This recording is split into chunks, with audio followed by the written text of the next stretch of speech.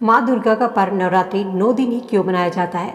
माँ दुर्गा की आराधना क्यों की जाती है? इसकी दो पौराणिक कथाएं प्रचलित है।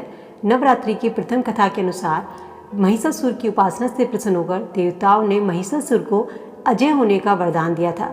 महिषासुर ने उस वरदान को पाकर उसका दुरुपयोग करना शुरू कर दिया और नरक को स्वर्ग से द्वार तक फैला दिया। महिषासुर ने सूर्य, चंद्र, इंद्र, अग्नि, वायु, यम, वरुण और अन्य देवताओं के सभी अधिकार छीन लिए और स्वर्ग लोक पर अपना अधिकार जमा बैठा। देवताओं को महिषासुर के भय से पृथ्वी पर विचरण करना पड़ रहा था।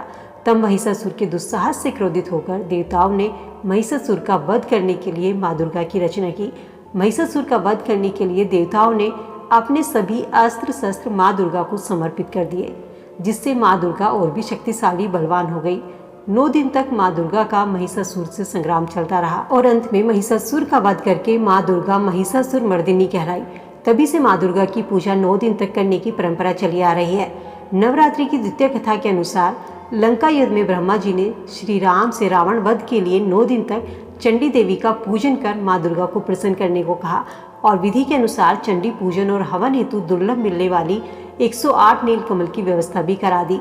दूसरी ओर रावण ने भी अमृत प्रदान करने के लिए 9 दिन का चंडी पाठ प्रारंभ कर दिया।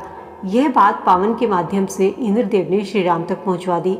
इधर रावण ने मायावी तरीके से राम के पूजा स्थल से हवन सामग्री में से एक नीलकमल गायब करा दिया, जिससे श्री राम की पूजा बाधित हो जाए। श्री राम का संकल्प टूटता नजर आया। सभी देवताओं में इस बात का भय सताने लगा कि कहीं माँ दुर्गा क्रोधित न हो जाएं।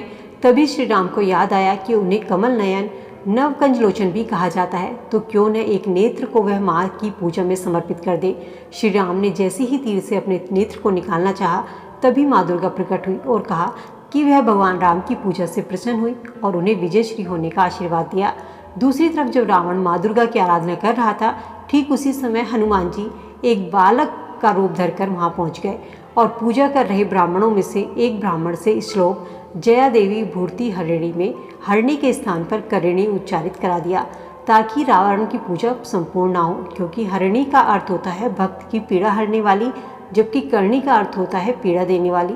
इस गलत उच्चारण से माँ दुर्गा रावण से नाराज हो गई और रावण को श्राप दे दिया, जिसके कारण रावण का सर्वनाश हुआ। थैंक्स फॉर वॉचिंग दोस्तों। वीडियो अगर पसंद आई तो लाइक, शेयर, सब्सक्राइब करना मत भूलिएगा।